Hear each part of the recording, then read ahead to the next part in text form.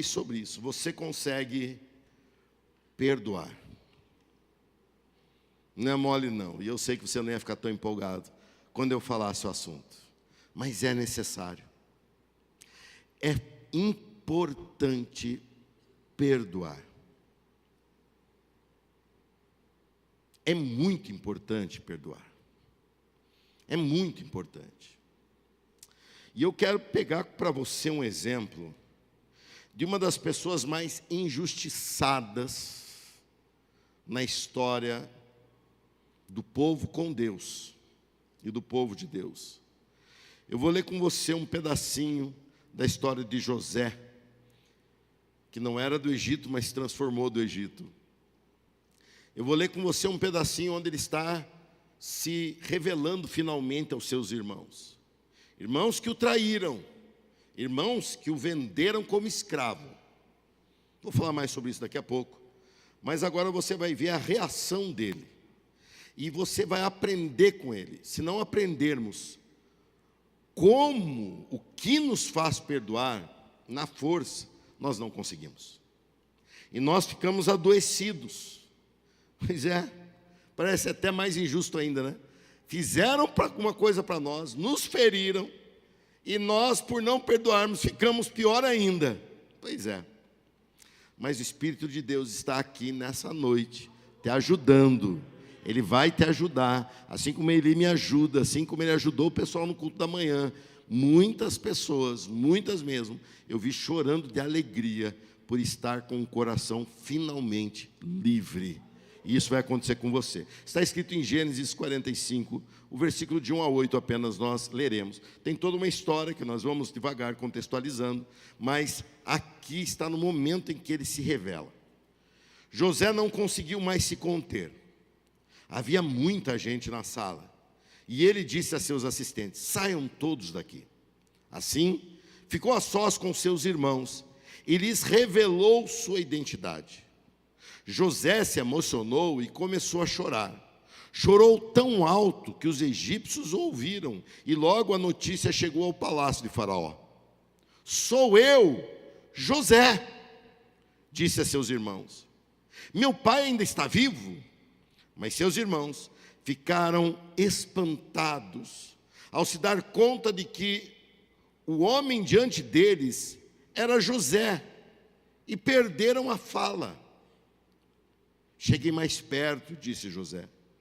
Quando eles se aproximaram, José continuou: eu sou José, o irmão que vocês venderam como escravo ao Egito. Agora, não fiquem aflitos ou furiosos uns com os outros por terem me vendido para cá. Foi Deus quem me enviou adiante de vocês. O que ele disse? Foi Deus. Ele está tentando tranquilizar os seus traidores, dizendo: foi Deus que me enviou adiante de vocês para lhes preservar a vida. A fome que assola a terra há 2 anos continuará por mais 5 anos, e não haverá plantio nem colheita. Deus me enviou adiante para salvar a vida de vocês e de suas famílias, e para salvar muitas vidas. Portanto, foi Deus quem me enviou para cá, e não vocês. E foi Ele quem me fez conselheiro de Faraó, administrador de todo o seu palácio e governador de todo o Egito. Você consegue perdoar. Vamos começar pensando sobre perdoando o imperdoável. Perdoando o imperdoável. Como é difícil conviver com situações que nos feriram. Como é difícil conviver com situações que nos machucaram, que nos humilharam, que nos fizeram passar vergonha. O simples momento de lembrar disso nos faz ter um sentimento de raiva, rancor e um desejo de vingança. Nada a ver com a excelência daquele que mora hoje em você, que é o Espírito Santo de Deus. Não combina nem um pouco com ele isso. Mas nós nos vemos totalmente envolvidos em situações que nos abatem e tentam nos segurar nesse ambiente tenebroso, nesse ambiente de sombras. Mas hoje é dia de perdoar o imperdoável. Hoje é dia de você dar um passo que você não imaginava que seria capaz de dar. Mas em Deus, hoje, você sairá daqui totalmente livre do teu passado e pronto para viver a plenitude do teu futuro.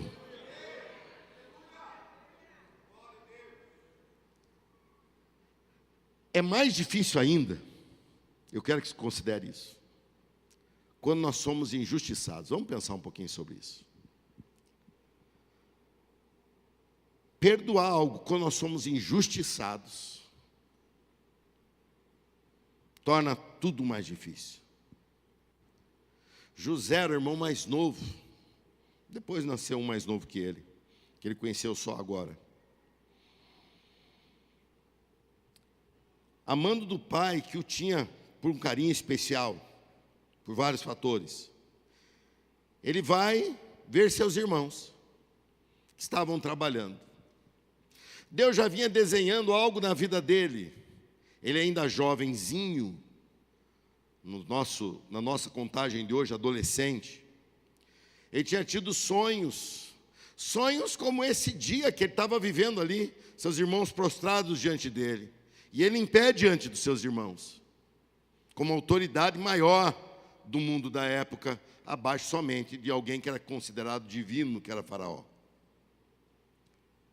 Ele tinha tido essas visões e sonhos, e contava para os seus irmãos. E quando ele contava, seus irmãos ficavam invejosos, furiosos com ele. Onde já se viu ele achar que é mais que a gente, é o mais novo. Onde já se viu, mas ele desenvolvia toda uma admiração pelos seus irmãos. Eu não sei quem aqui tem irmão mais velho. Quem tem irmão mais velho, levante a mão.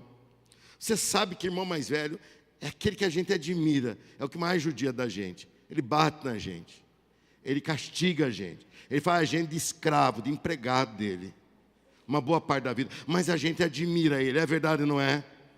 É verdade. Eu estou aqui com a minha irmã mais velha, e ela me judiou por muitos anos. Hoje eu judio dela. De repente ele vinha chegando amando do seu pai. Seus irmãos então viram um lugar ermo, sem testemunha, a não ser os próprios irmãos. Olha que maldade.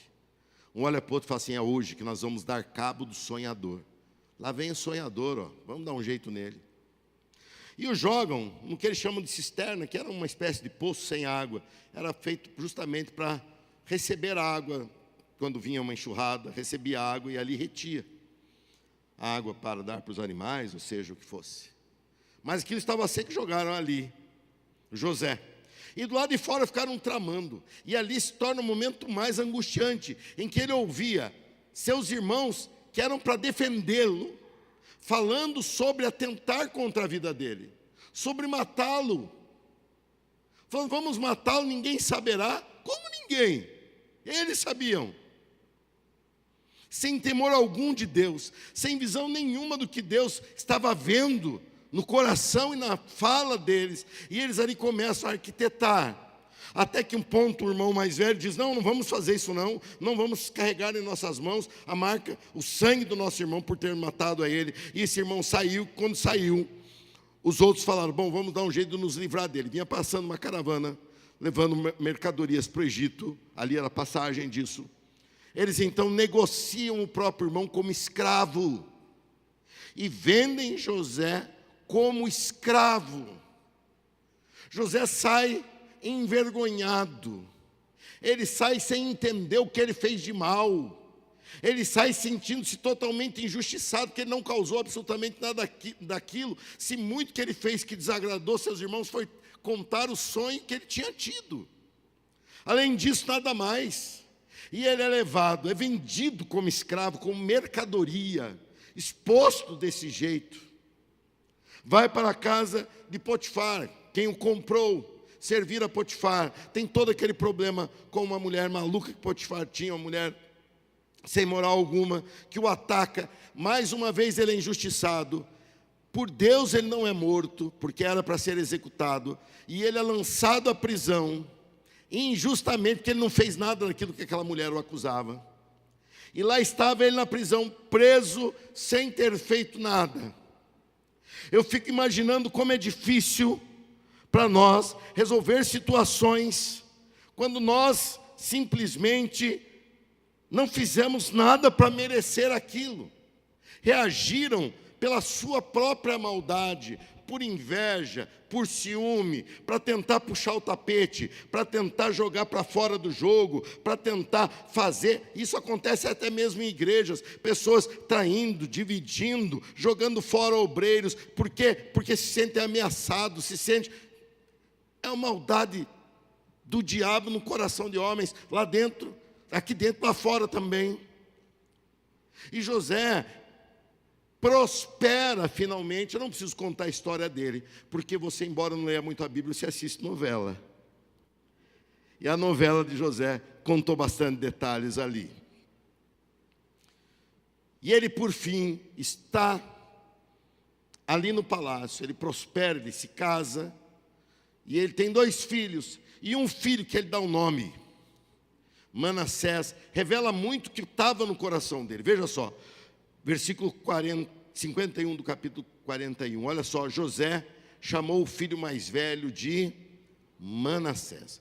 Manassés soa em hebraico, embora aqui ele usou um nome que era usado também no Egito, soa com a expressão fazer esquecer. Fazer esquecer. E ele explica, pois disse: Deus me fez esquecer todas as minhas dificuldades e toda a família de meu pai.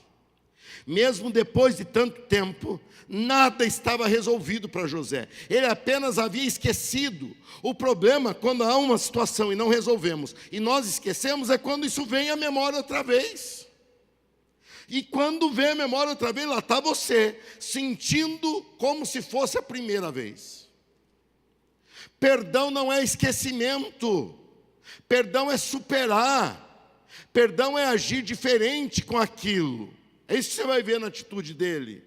Aquele simplesmente celebra algo, dando o nome do seu filho como esqueci aquilo tudo que fizeram para mim, esqueci a minha origem, esqueci a família do meu pai. Mas não foi para isso que Deus o mandou lá. Deus o mandou lá justamente para preservar os descendentes de Jacó, porque dali viria o nosso Salvador, o Senhor Jesus Cristo. Então ele estava indo com o seu coração errado, injustamente. Tudo que ele fez foi injustamente, tudo que ele viveu foi injusto. Uma vida de feridas. José estava preso a isso, e ele tentava se distrair. Ele tentava se alegrar com o filho, como se isso suprisse um problema mal resolvido. Não. A alegria de um filho é real. Eu já tive essa alegria, já tive essa felicidade de ter, de brincar, de ver crescer, de ser realmente um renovo na vida da gente. Mas isso não supera nós olharmos para o nosso passado e vencê-lo, mesmo estando distante muitas vezes. Nunca ninguém olhou para José e expressou alguma coisa boa, a não ser o seu pai. Seus irmãos expressavam mal para ele. Ele vai para uma terra onde ele é visto como escravo. E ele mais uma vez é maltratado. Até o dia em que ele interpreta finalmente o sonho de Faraó. E ele é temido. Mas nada diz que ele era apoiado. Mas alguém nunca saiu do lado dele.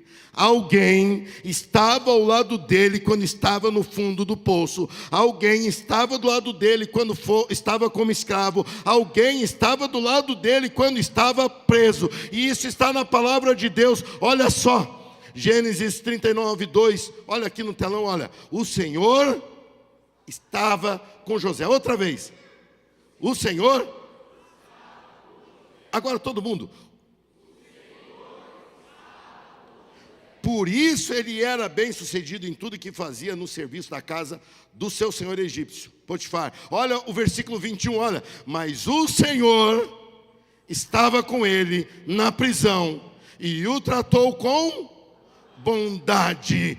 Eu não sei o que você já passou. Eu não sei quais injustiças você já enfrentou. Eu não sei quais feridas você carrega no teu peito, no teu coração. Mas o teu Deus está olhando para você neste momento e dizendo que te ama, e dizendo que ama a tua vida, ama a tua existência, que tem planos lindos para você. Deus está olhando para você e dizendo que tem algo novo, mesmo que você se veja às vezes no fundo de uma caverna, no fundo de um poço, dentro de uma prisão. Deus está do teu lado dizendo: eu estou com você, eu estou aqui para te abençoar. E eu, se fosse você, estava de pé agora, dizendo a Deus: Deus, obrigado, porque eu posso contar sempre com o Senhor. Cadê o povo do culto da noite? Cadê? Cadê? É Deus quem está aqui te dizendo, não é o Rafael, é Deus, é o teu Deus que te ama e que te ama tanto. Eu amo esse texto que eu vou ler para você de Isaías. Não está na projeção, só receba isso. Deus falando direto com você. Não tema, pois eu o resgatei. Eu chamei pelo nome, você é meu. Quando passar por águas profundas, estarei do seu lado.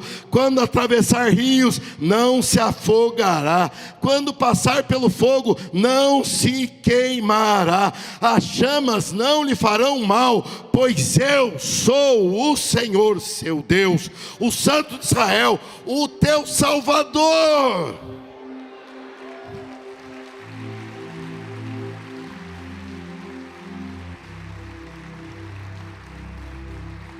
O Senhor está com você, e Ele está falando assim: o que fizeram para você está feito, mas eu te amo.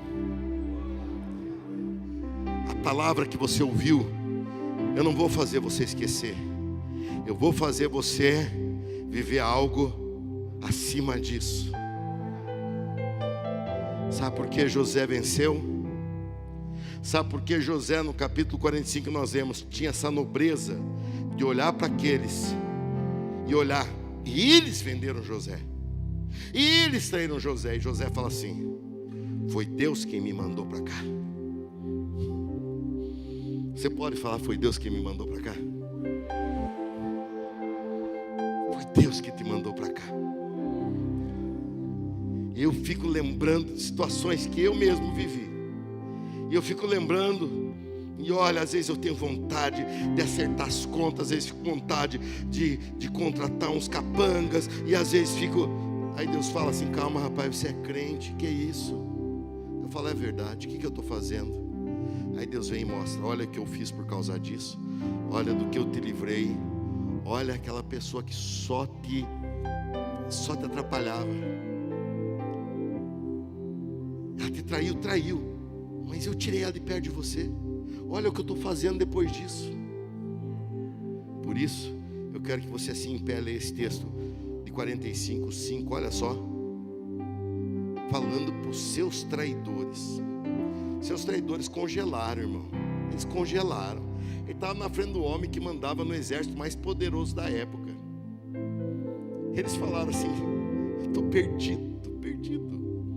Ele olha para os seus irmãos e diz: agora não fiquem aflitos ou furiosos uns com os outros, por terem me vendido para cá.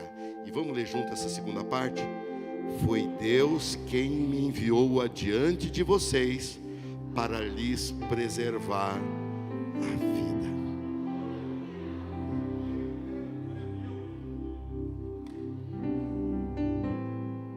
E eu quero concluir com você entendendo uma coisa. Para você conseguir perdoar, você precisa olhar para algo maior. Assente-se. Você precisa olhar para algo maior.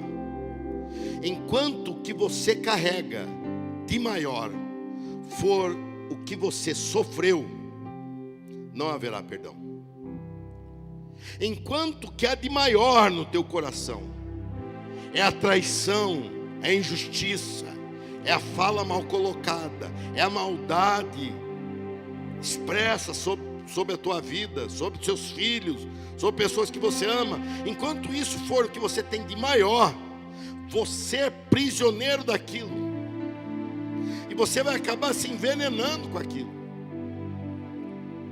José carregou por muito tempo isso. O texto não nos dá muita clareza das suas noites solitárias na prisão, quando ele lembrava de toda a injustiça que ele sofreu até ali. Mas todas as vezes em que houve oportunidade de ele se portar como homem de Deus, ele assim o fez,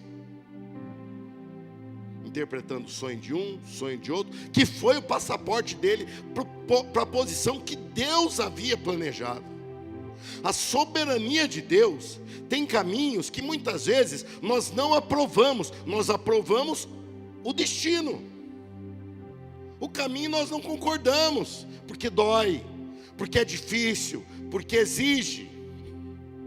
Você precisa olhar para algo maior. José se mostra curado quando ele se põe à disposição do plano de Deus, e ele fala: Deus pode me usar, inclusive se for para sofrer, me usa, Senhor. Senhor, eu sou teu servo quando tudo vai bem, mas eu sou teu servo, tua serva, quando tudo é difícil também. Eu sei que eu falo isso a uma geração que está chegando, que não gosta de pagar preço de nada. Na verdade, nunca ninguém gostou de pagar preço de nada. Só que a geração anterior, como não tinha nada, nós descobrimos que o único jeito de ter alguma coisa era pagando preço, de alcançar alguma posição era pagando preço. Agora vem os nossos herdeiros com alguma posição já, que não lhes custou às vezes nada, e eles pensam: bem, se não custa nada, tudo virado por nada. Não se engane, não é assim que vai funcionar para ninguém, inclusive para você. Para servir a Deus e para cumprir o plano que Deus tem através da tua vida, você tem que estar disposto a tudo. Sabe por quê? Porque você encontrou uma razão maior para viver, que é muito maior do que você não sofrer. É muito maior do que você não sofrer. Se isso fosse a receita para acabar com o servo de Deus, a igreja tinha acabado no primeiro século, porque ela foi extremamente perseguida. Mas quanto mais perseguiam, mais ela se espalhava, mais perseguiam, mais ela crescia, mais perseguiam, mais ela continuava, porque eles descobriram algo maior do que ter uma casa para morar, do que ter um momento de tranquilidade, do que ter um conforto. Eles falaram: o que eu descobri em Jesus Cristo é maior do que tudo isso. E às vezes eu fico preocupado, porque os nossos púlpitos às vezes falam somente de um conforto. A gente acaba confundindo a Sião celestial com a Campinas terrestre. Daqui a pouco você vai sair da igreja pensando que você vai andar em ruas de ouro aqui embaixo. Aqui embaixo a gente anda em buraqueira, gente. Aqui embaixo a gente anda em situação difícil. O mundo jaz no maligno. No mundo tereis aflição. O maior profeta de todos os tempos, nosso Senhor Jesus, profetizou dizendo: no mundo vocês terão aflições, mas tende bom ânimo, eu. É isso que você tem que ter em visão. Você tem que estar de olho naquilo que é maior. Você tem que estar de olho naquilo que vai acontecer. Perdoamos o que era imperdoável quando encontramos algo maior que faz valer a pena a nossa dor. Ele encontrou no desfecho dele no Egito a razão de ser dele ter ido para lá. Ele não ia para lá se não fosse os seus irmãos fazer isso por ele. Ele não ia chegar na prisão, o ponto mais baixo do Egito era a porta de acesso mais próxima para o trono de Faraó. O teu Deus vai te surpreender. O teu Deus vai te surpreender. E eu, se fosse você, gritava um aleluia bem forte. Aleluia, exaltado seja Ele. Você só crescerá no conhecimento de Deus quando reconhecer o que é maior do que o que você já passou. O plano futuro de Deus para você é maior do que a dor que você suportou para chegar até aqui. O plano de Deus para realizar coisas grandes através de você, a partir de hoje, é maior do que as coisas que você carregava no teu coração. Por isso hoje é dia de perdoar o imperdoável. Hoje é dia de olhar para tudo isso e falar: tudo isso foi vencido por Cristo na cruz, e Ele me perdoou do que eu não podia perdoar, para me ensinar que esse é o caminho da vitória. Muitas vezes você, por não enxergar algo maior, você se encolhe, se adoece espiritualmente, e Deus te lapidou com tudo aquilo. Lapidou com tudo aquilo. Deus te lapidou com as situações que você viveu. Deus lapidou a tua fé.